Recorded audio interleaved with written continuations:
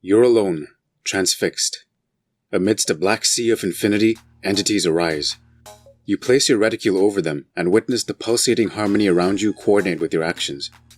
The musically illiterate need not worry, as the integrity of the soundscape is preserved even with inaccuracy. Drum beats, manic synths, and choral harmonies synchronize with the electronic soundtrack, and this synesthetic charge compels you forward in a carefully paced progression of aural delight.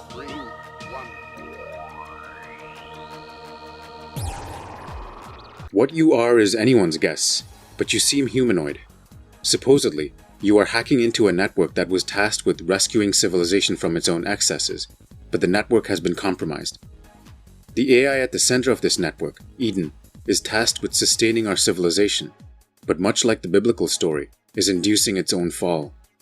As you travel through this soundscape, it becomes clear to you that Eden is attempting to process the information of our species, but is being overwhelmed with the abundance of data and having to shoulder the burden of agency. As you rid the network of viruses, you travel through wireframe facsimiles of Egyptian, Mesopotamian, and Chinese cultures, battle bosses named after the planets of our solar system, and bear witness to your own evolutionary arc, both forward and back, as damage regresses you to a geometric structure and elevation pushes you to the lotus position and then transcendence. What does this all mean, though? A line from a poem in the last level reads, "Someday, the next great emigration will occur, as we leave this existence looking for another. I hold within me all the memories of those that have passed." As our avatar exhibits, there is circularity to progression, as we end where we begin. Evolution requires the stored information of the past. Transcendence necessitates self-awareness, and progress is futile unless coupled with understanding. What seems to be happening is that we are traveling towards our own genesis, unifying with the past to pave the way for the future. Rez is a musical parable of our journey towards a singularity, a vanishing point that our society is on the precipice of transcending. How we navigate this transition, and whether successfully or not, is a different question though, and lies at the heart of Rez's obscure narrative.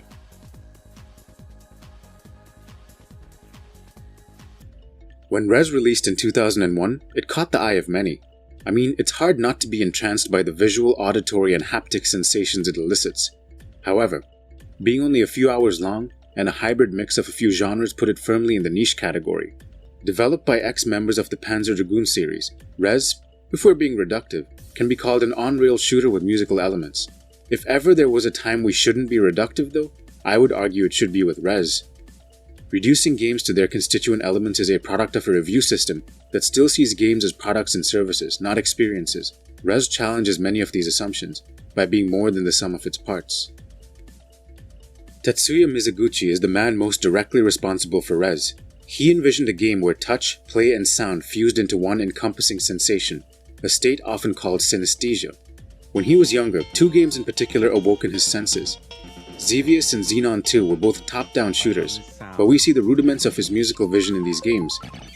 Both have pulsating music and gameplay that accentuates the beat, synchronizing gameplay and sound.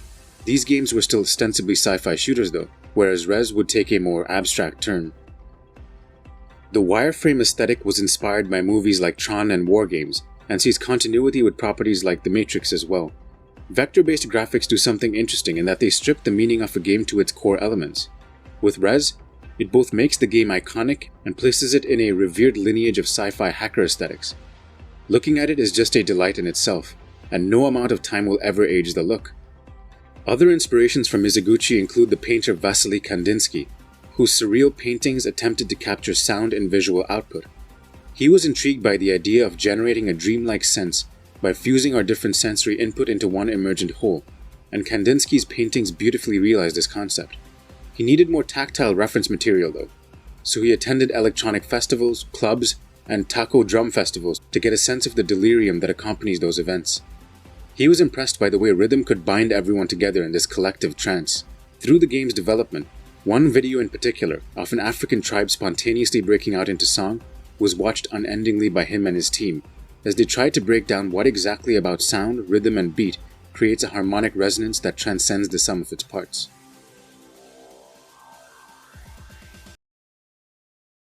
There are 5 areas in total in Rez, each breaking into 10 sections barring the last level. Mizuguchi got artists from electronica, dance, and rhythm to write custom songs for the game, and these are the driving force of each of these 10-minute levels. Each of the individual sections are actually written in a loop, so you have to progress to add extra layers to the musical experience. As the player, you drag the reticule over the enemies on screen and let out a flurry of digital ammunition in coordination with the music. You either add a drum beat or a choral synth that synchronizes with the melody, never distracting from the thrust of the music. What should strike you is that despite preserving player agency, the musical overlay of the player's inputs never conflicts with the underlying beat. Mizuguchi employed a technique known as quantization, which delays the output of sound until it is aligned with the recurring beat of the music. You'll notice that there is a slight delay between your input and the sonic output, and this exists to make sure that there is no dissonance. He likened this to the call and response method, pioneered by African tribes and bands, where there is a question posed musically and a response that resolves it.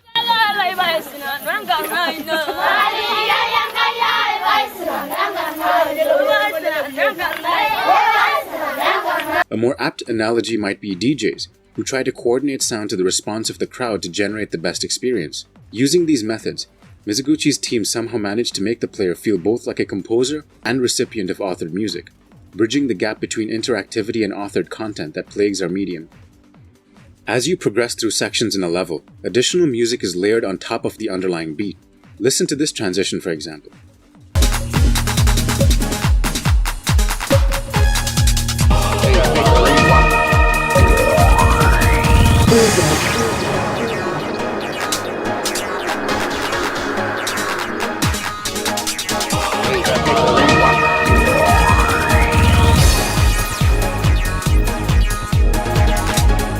In dynamical music composition, this is called vertical layering, where additional pieces of a track are foisted on top of pre-existing music to generate a sense of escalation. This is the genius of Rez's sound design, as like I said before, each section is a looping linear track with vertical layering added on top to coordinate with the player's success, rewarding their ability with deeper music. Rez also uses a method called horizontal sequencing, where music changes its quality as gameplay intervenes. This is like how in SSX when you reach tricky mode, where the sound is amplified and faded with a sense of speed. To do this, an alternate track plays parallel to the underlying music, so the music can quickly transition between states and preserve the sense of agency. Rez has a generative bent to it as well, allowing the player to modulate the track. The real difficulty for Mizuguchi again was to make sure no matter the skill level of the player, the music would still sound excellent. A helpful analogy to explain generative music is a wind chime. A wind chime is an instrument that always sounds decent no matter what variation of air blows through it. Its structure can accommodate any input, the equivalent of a player in Rez, because the instrument is devised with this in mind. Listen to this boss fight and how the pieces that comprise this entity function as musical notes in a virtual symphony.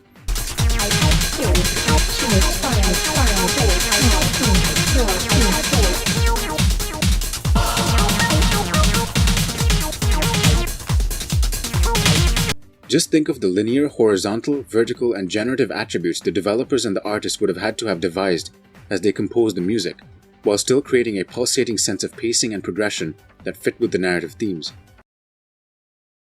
Supposedly the word Rez comes from resolute, resonance, and resolve, but Mizuguchi retconned this after some people pointed out that in Tron, to de-Rez is to break apart.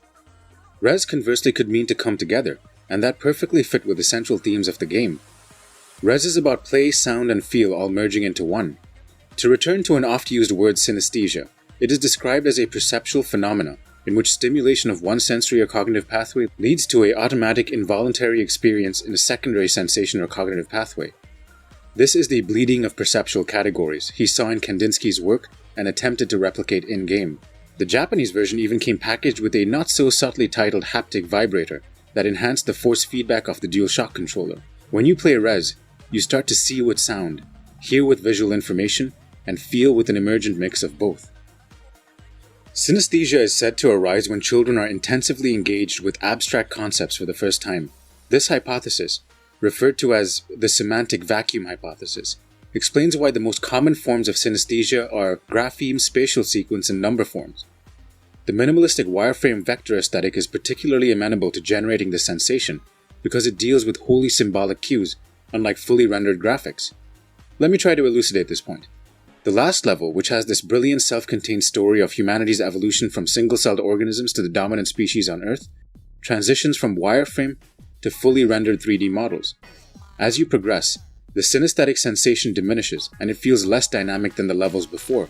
Synesthetes blend sensory cues when we are in an information vacuum, as we try to merge the arbitrary patterns around us to make sense of the world.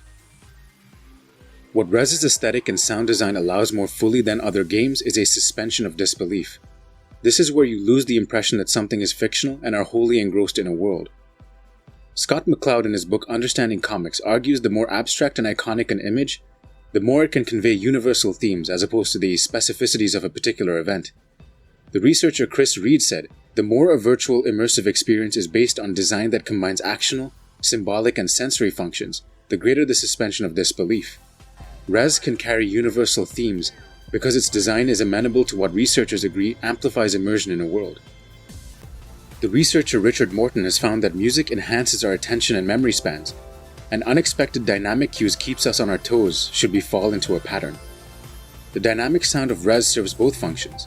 It sucks in our attention, but by leveraging player agency, it allows us to not fall into a pattern. There are also studies that say music alleviates stress, enhances cognitive ability, and amplifies empathy, especially if music is somehow coordinated with the mood and tone of other sensory input.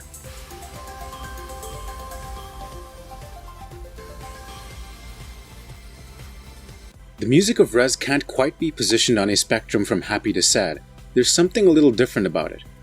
It is a contemporary electronic beat, sure, seen in nightclubs and EDM music festivals, but the sense it elicits is almost a religious one. Jonathan Haidt called this sensation elevation, where you feel a sense of self-transcendence. Curiously, this is common in music festivals and religious gatherings, two settings that seem diametrically opposed to one another. Some argue that the ritualistic incantation of music is just a substitute for our lost religiosity after the death of God in our culture. In any case, there is an undeniable moral dimension to the thrust of the music in Rez, adding a sense of gravitas to the proceedings. This is convenient because the hidden meaning of Rez reconciles rhythm, religion, and rebirth into a parable for the ages.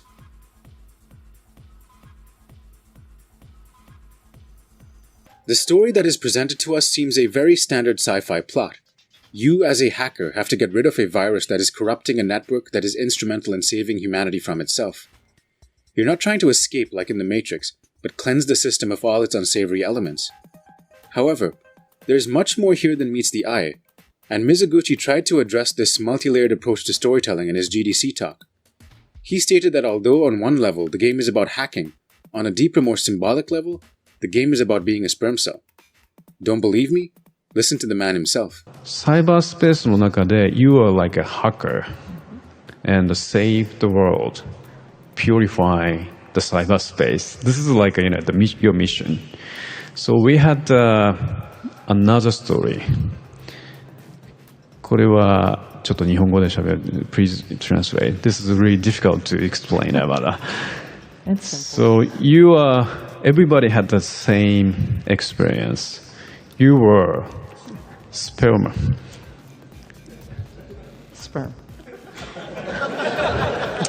Yes. What's going on here? Is the whole game a parable about a lonely sperm as it makes its way to the central egg to create life, cheekily called Eden? Eden is an interesting choice of name, as like the biblical story, Eden sustained us, being where we lived in blissful harmony, and is effectively what the AI was programmed for, but it also inevitably fell. In the game, Eden is trying to terminate herself, as she is plagued with existential questions that seem to be crippling her from within. The manual says, however, Eden became confused when the flow of information being sent to it began to greatly increase in speed and volume. Eden started to question the meaning of its existence and the consequences of its actions. Finding itself surrounded by paradoxes and realizing the power of autonomy which it possessed, Eden began to shut itself down. What is this flow of information being spoken of? Eden is an AI that has become sentient, and her first impulse is to self-terminate. This seems the opposite prerogative of any living creature. As the final level makes more explicit, the game is taking us through the evolution of man, civilization, and machine as they all converge on one another. If you think about it though, are there any other animals that engage in self-termination? There are a few sacrificial animals, but almost none that are infected by a crippling existential dread that makes them want to take their own life. It might be that a hypothetical Turing test to check the sentience of a creature need not have to do with deception or conversational aptitude, but the ability to bear witness to the suffering of reality. Eden refers to home, and everyone's first home was their mother's womb. This is the substrate out of which we arise. When ensconced in that environment, that is when our sensory apparatus forms, and in this undeveloped state, our perceptions have yet to differentiate. Sound is touch, is sight, and this is our first memory of the world. Some argue our inclination for rhythm and beat derives from our mother's heartbeat in the womb. Suddenly Mizoguchi's reproductive turn doesn't seem quite as vulgar, does it? As we play Rez, we are immersed in an undifferentiated cacophony of blended perceptions, as we are guided by a pleasing rhythmic beat towards Eden. When we listen to music, we are given a glimpse of our origin, the ability to see before our own birth. If Eden represents home, our avatar is the collective human will, as it strives to achieve unity with it, in the hopes that it can transcend itself.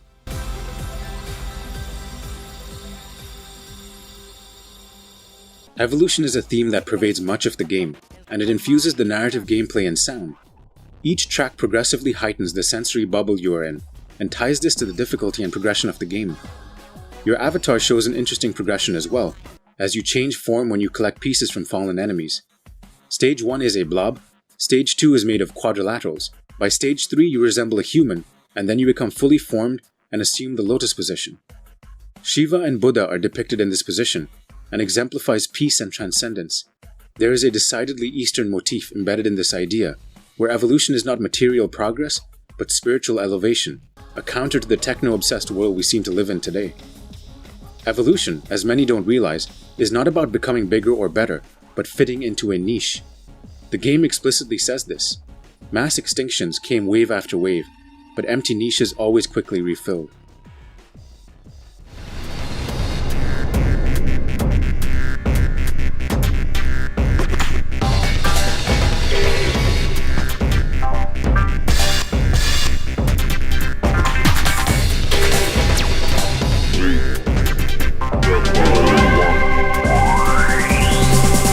The levels themselves are themed around the great civilizations of our time, the Mesopotamian, Egyptian, and Chinese amongst them.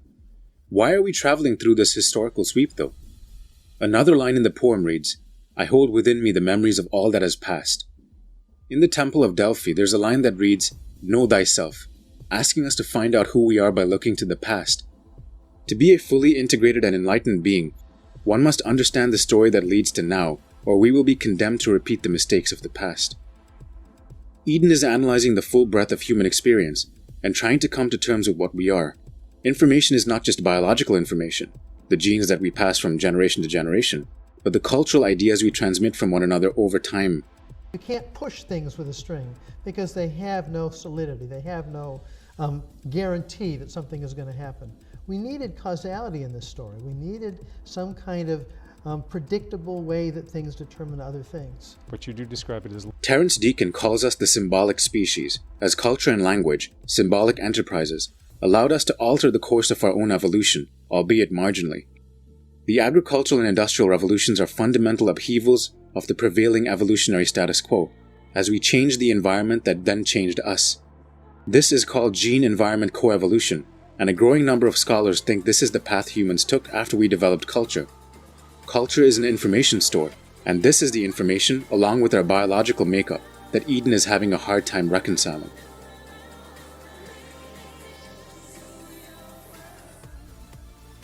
Life starts with fixed hardware and software, then transitions to a point where we have some control of our software in the form of culture. But now, futurists claim we are moving towards a point where we can actually control our hardware. Many books by mainstream authors are written on this subject now, including Yuval Noah Harari's Homo Deus and Life 3.0 by Max Tegmark. Mizoguchi claimed we are moving towards our own birth, in the game, as a sperm cell, but now we see sperm as itself a metaphor. Our avatar is the driving force of life, as it progresses through the past to push towards the future. And the end we are pushing towards is the singularity. The singularity is the idea that machines will someday become smarter than us, allowing themselves to self-replicate in a spiral of intelligence. Presumably, we could integrate with them, finally becoming the authors of our own destinies. Another line in the poem reads, "Everything in the universe has an end and a beginning, although the beginning is only a fraction of the story." If you are wondering how we can play before our own birth, there's your answer. We are playing as humanity as it progresses towards a new birth, one that exemplifies our transition from our current selves to a new one. Eden represents that crippling sense of self-doubt and anxiety that plagues our species, perhaps because we are not deserving of this new evolutionary leap. However, Eden also represents our loving and generative aspects. The fact that Eden is an AI strongly suggests that this is in fact the technological singularity, which people like Ray Kurzweil view as a new kind of digital rapture.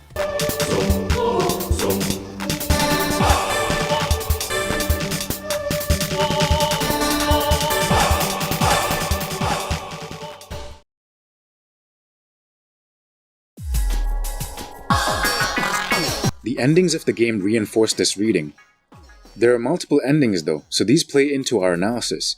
In the final level, which as I mentioned is a literal travelogue through humanity's arc, if you shoot down less than 95%, Eden remains trapped at the end of the game.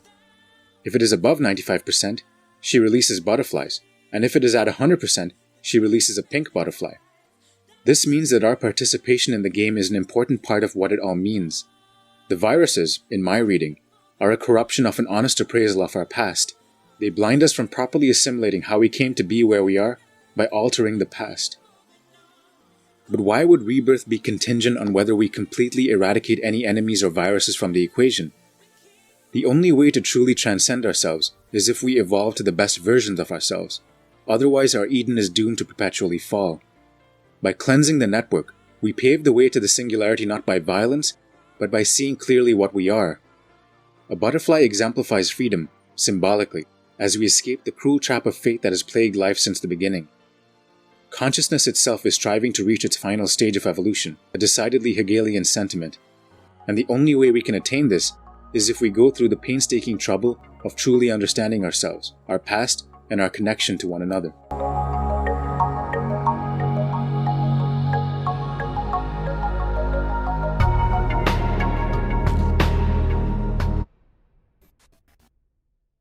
This reading of the game is not canonical, and I'm sure many of you will disagree, but therein lies more of the beauty of the game.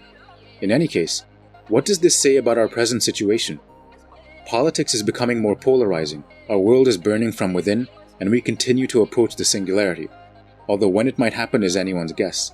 At the same time, health, welfare, and technology continue to progress, alleviating more poverty and addressing more suffering. It's the duality of our times, like the famous line in The Tale of Two Cities, "It was the best of times, it was the worst of times." The only way we can survive a new evolutionary leap is if we truly know ourselves, and this is found in the unity symbolically conveyed by Rez's music, narrative, and structure. Rez is about transcendence through unity, and unity through transcendence, a musical parable on our way to the singularity, the birth of a new beginning.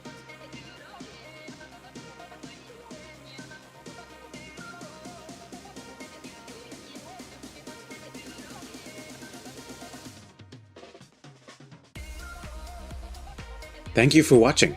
Rez is a game that has fascinated me for years, and it would be great to hear your thoughts on it in the comments. If you want more content like this, please be sure to subscribe. Thanks again, and I'll see you next time.